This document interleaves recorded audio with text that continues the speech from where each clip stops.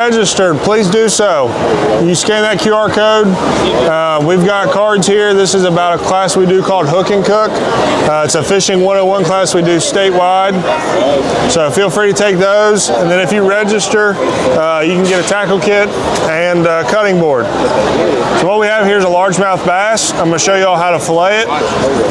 The more you do it, the better you get. Usually with a fish, you've got a good side and a bad side. It's all about the angle of the fish and the angle of your knife. One thing I will point out is when you're filleting a fish, it's important to use a fillet knife because of how flexible the blade is. Here in a minute, when I take the fillet off the skin, you'll see why it's important to have that flex.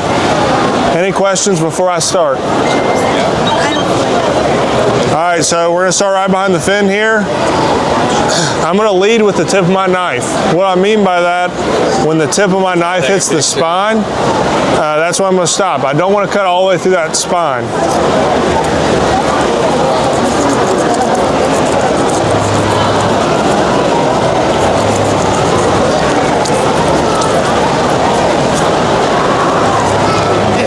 So I hit the spine there, so I'm going to stop. We'll turn the fish now. When I make this cut, the spine is right under these fins. I'm going to keep the bottom of my knife as close as I can to those spines, or that backbone. You can see my knife when I put it in, it kind of stops right there. What that's doing is hitting the rib cage. I'm not trying to cut through the rib cage, I just want to kind of bounce off of them. Again, I'm staying as close as I can to the spine on the top. I'm going to put my knife all the way through. When I pop out, I want to make sure I'm on top of this fin right here.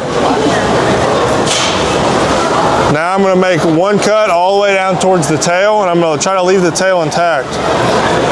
When I'm making this cut, I almost angle my knife a little bit towards the tail. And again, that ensures that I stay as close as I can to that spine. See, I'm right on top of this and right in front of this one.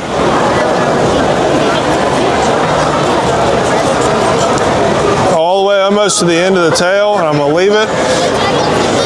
Come back here, connect.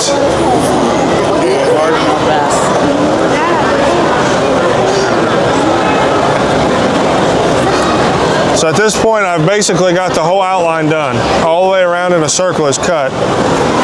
I'm going to come up here, and if you watch, you probably won't be able to hear it in here, but I'm going to keep pressure with my left hand, and every time I make a cut, this fillet will roll off. So watch my left hand, it'll kind of, every time I make a cut, you'll see my left hand roll.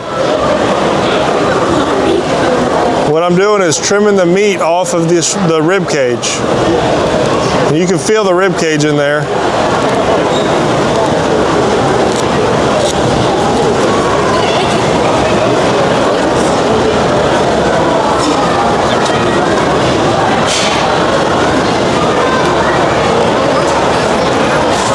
Right here you can see the rib cage, and then underneath of it you've got all the guts and stuff.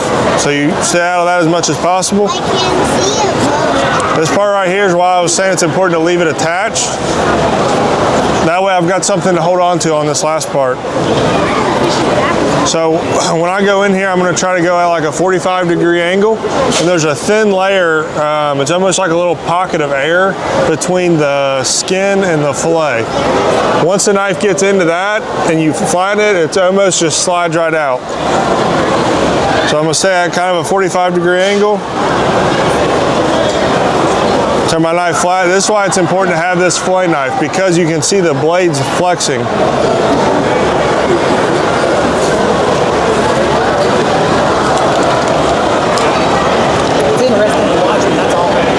There's your fillet. So from here, I would take it in the house, run it over cold water. Use your thumbs to make sure there's no bones in it. Every once in a while, up around where the rib cage is, you'll get like a little spur. You just pick those out. But I don't feel any bones, so you wash that, put it right in a bag, put it in the freezer. There's the first half. We'll turn it over to the second side. So same thing, I'm going to kind of lead with the tip.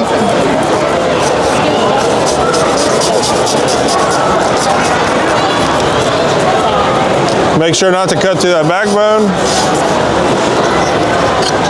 And keep the bottom of my knife as close as I can to that spine.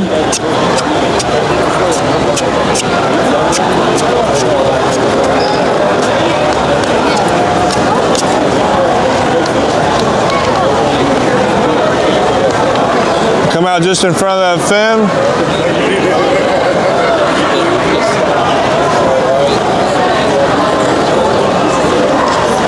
Connect these two bottom cuts.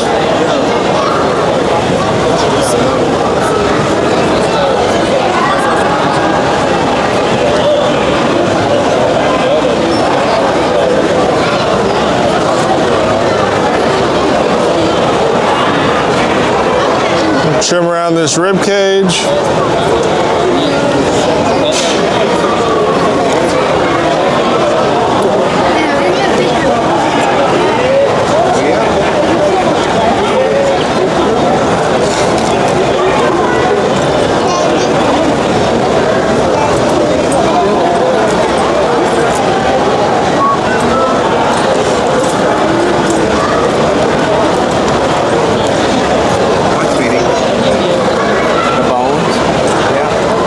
Flip this tail back over.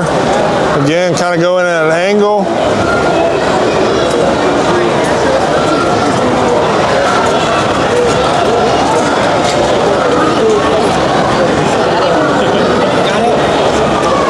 There we go. There's your two fillets. And you can use this for compost. We'll take the meat and the head and the body back to Salado, to our education center, and they use this to feed the animals that they have there for the exhibits. Any questions? What's that? I'm going to wash my hands. Yeah.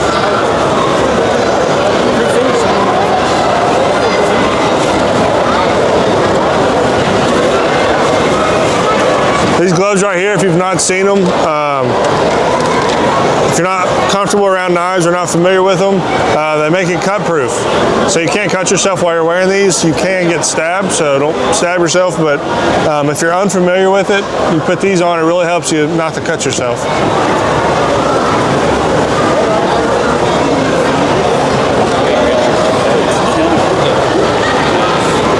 You are welcome to the tackle kits and the cutting boards.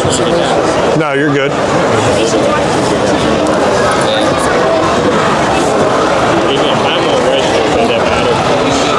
What's up, bud?